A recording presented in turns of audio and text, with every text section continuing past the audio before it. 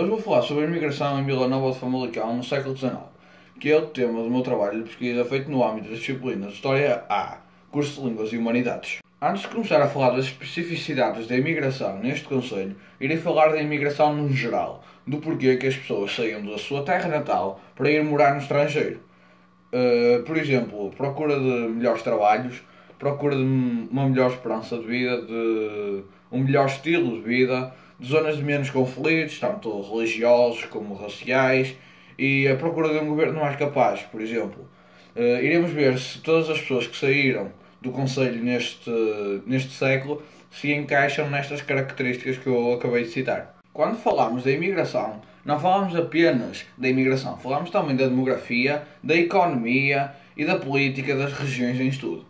Por exemplo, como veremos, a economia portuguesa no século XIX não estava tão boa como seria de esperar. Após vários séculos como gigante económico, devido à época dos descobrimentos e às novas rotas comerciais criadas, Portugal sofreu um grande golpe. O terremoto de Lisboa de 1755, as invasões francesas e a pressão da partilha das Áfricas fariam com que Portugal tivesse pela frente um grande e complicado século. Portugal não teve uma revolução industrial tão grande e tão rápida como a da Inglaterra, o que começou a pôr um travão no comércio de produtos manufaturados. E porquê? Muito bem, a Inglaterra, com esta explosão industrial, conseguia produzir os produtos manufaturados mais rápido, mais eficazmente, com menos custos e tinham a mesma qualidade ou maior qualidade que os produtos portugueses. O que começou a fazer com que as grandes potências quisessem ir comprar à Inglaterra por ser mais barato. Outro golpe na economia portuguesa foi a independência do Brasil, o que faria com que Portugal perdesse a maior parte das suas matérias-primas. Ou seja, com tudo isto que eu acabei de falar, a perda da hegemonia na venda de produtos manufaturados e agora a perda do Brasil, Portugal tinha acabado de perder 4/5 da sua economia. Ou seja, Portugal não estava de todo nos seus melhores dias. O atraso industrial em Portugal era tão notório que, em 1845, de 600 fábricas, apenas 30 possuíam força a vapor. Ou seja, a falta de industrialização estava aos olhos de toda a gente. Será que foi isto que fez com que os imigrantes saíssem do país? Agora irei dar uma maior importância aos famalicenses que emigraram para o Brasil. Na época colonial, com a corrida ao ouro, pensa-se que chegaram a ir para o Brasil 600.000 imigrantes portugueses.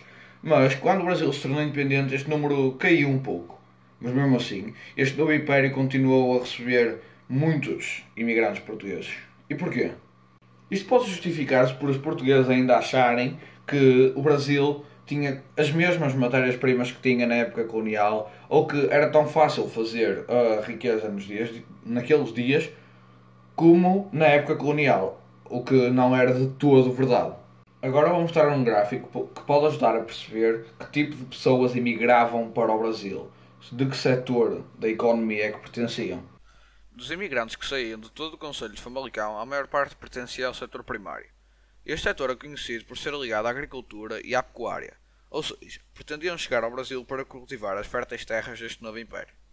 Mas agora neste gráfico, sobre aqueles que saíam da sede do concelho, podemos ver que estavam ligados ao setor terciário, setor relacionado com o comércio. Provavelmente chegavam ao Brasil para se envolver na compra ou venda de ouro, que era encontrado no país. Mas não só, também se envolviam no comércio de produtos produzidos pelo setor primário. Agora vou mostrar um gráfico sobre para que destinos é que os portugueses mais se dirigiam na chegada ao Brasil. Quais os seus destinos prediletos naquele novo império? Como podemos ver, o destino predileto era o Rio de Janeiro. Entre 1867 e 1914, cerca de 2.004 pessoas emigraram para o Rio.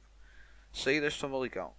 Não é possível ter a certeza absoluta da razão, mas é possível de, depois do salto demográfico que houve, o trabalho nas regiões rurais do país tenha ficado mais difícil de encontrar, e ainda sobravam resquícios da era colonial. Os camponeses pensavam que a fortuna no Brasil era fácil e garantida.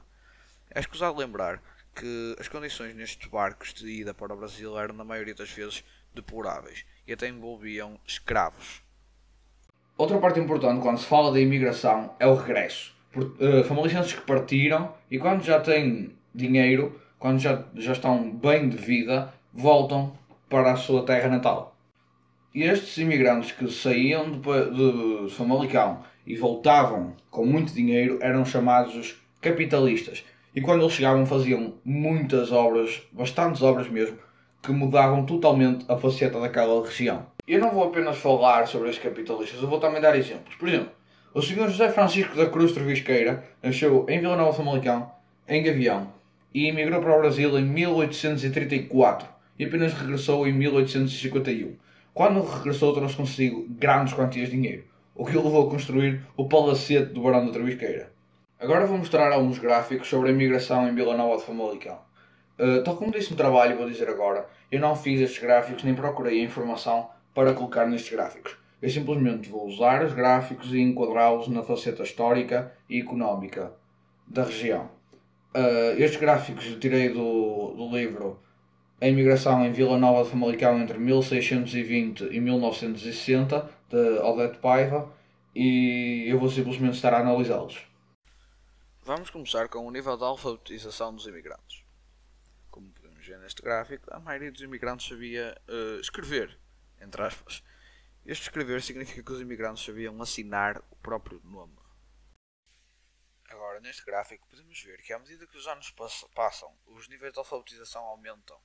Acho que podemos dizer que com certeza absoluta que quem não sabia escrever ia trabalhar nas chamadas fazendas de cana-de-açúcar e café. E quem sabia, provavelmente iria trabalhar noutras profissões, como comércio. E algo que também acontecia era, quem não sabia escrever e quem não tinha passaporte não era registado, emigrava ilegalmente, por isso os níveis de analfabetismo eram provavelmente maiores.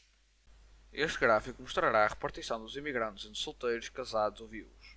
Podemos ver que a imigração é evidentemente mais abundante entre os solteiros do que casados ou viúvos, porque provavelmente a maioria dos imigrantes ainda não tinha vida feita ou filhos para cuidar, tornando assim mais fácil a saída do país. Não tinham nada nem ninguém a prendê-los em Portugal, enquanto os casados era mais difícil emigrarem, levando em conta que, para o fazerem, teriam de levar a mulher e provavelmente filhos, o que tornaria essa família mais instável financeiramente. Apesar de acontecer, não acontecer tão frequentemente. Os viúvos são uma percentagem quase nula comparativamente às outras. Por norma, quem era viúvo já tinha alguma idade. Isto correspondia a um emprego e vida estável. Apesar de existirem exceções à regra, estas eram as razões normais para estes números. O gráfico que vamos ver a seguir é sobre a profissão dos pais dos imigrantes. E porquê que isto é importante? Porque antigamente o que acontecia bastante era os filhos seguirem uma carreira ou uma profissão igual ao do pai. Até muitas vezes por próprio incentivo do pai. Ou seja, quando o pai era bastante abastado e com uma profissão bastante boa para aquela época, era muito improvável o filho emigrar, correto? Ou seja, apesar de... Isto já não acontece nos dias de hoje, apesar de que nos sítios mais rurais ainda aconteça do filho herdar o negócio agrícola do pai, por exemplo. Mas já existe uma maior evolução nesse aspecto. Mas na altura não, na altura ainda acontecia bastante isto, e é por isso que vou mostrar este gráfico, para saber se quem emigrou tinha pais bastante ricos e abastados, ou se quem emigrou precisava de dinheiro, não tinha dinheiro de todo, porque vinha de famílias mais pobres, do interior do concelho, das partes rurais do concelho, e que de facto precisava de dinheiro. Tal como podemos ver, aquilo que falei anteriormente é a realidade. Por exemplo, os capitalistas e juízes apenas contêm 2,1% da população que emigrou, enquanto os negociantes, os comerciantes e os lavradores contêm a maior parte da população que emigrou. Apesar deste gráfico ser a cerca da sede concelhia, podemos ver a afluência dos agricultores que emigram, o que pode parecer estranho, porque seria mais normal uma abundância de agricultores no resto do concelho do que na sede concelhia. Apesar do elevado número de lavradores, também existe uma grande mudança dos comerciantes e artífices, que já é mais normal na economia da sede do concelho. E este foi o vídeo acerca do meu trabalho de pesquisa para a disciplina História A. Ou seja, podemos concluir que a imigração é um tema bastante complicado, mas ao mesmo tempo bastante interessante de se estudar. E que a imigração não depende só da palavra imigração. Existem outros aspectos como a economia, a política, a demografia e etc. Todos os documentos analisados e todos os livros analisados para a realização do trabalho e do vídeo estarão devidamente identificados na bibliografia e na webgrafia.